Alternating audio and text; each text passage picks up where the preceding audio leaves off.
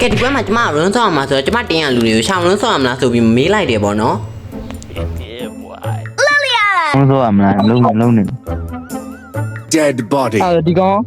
င်လည်းဆင်မပြေတော့ဘူးဟိုကောင်ဝေးပြဖက်ပြီးတော့လေကျမဒီကီပဲပြလိုက်တယ်ပေါ့နော် Karology is my craft. Dicky is my name. Let's go.